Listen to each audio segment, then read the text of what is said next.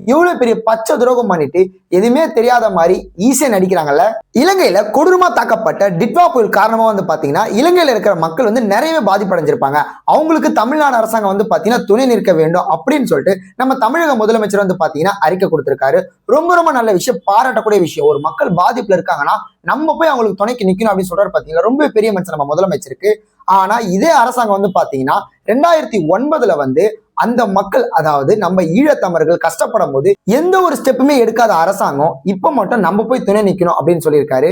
2009 கருணாநிதி அவர்கள் ஆட்சி செய்யப்பட்ட அந்த காலத்துல பாத்தீங்கன்னா, அதாவது கரெக்டா 2009 நம்ம ஈழத்தமிழர்கள் கஷ்டப்படும் போது எதுவுமே கண்டுக்காம அவங்களை அப்படியே கைவிட்டதை நம்மளால மறந்துட முடியுமா? 2009 இலங்கையில 2009 பாத்தீங்கன்னா முள்ளிவாய்க்கால்ல எத்தனை பேர் இருந்தாங்க? ஒருத்தரா 2 பேரா? கிட்டத்தட்ட 2.5 லட்சம் தமிழர்கள் மேல இறந்துமே பாத்தீங்கன்னா எங்களுக்கு எதுவுமே தெரியாத மாதிரி நீங்க இருந்தீங்கல்ல.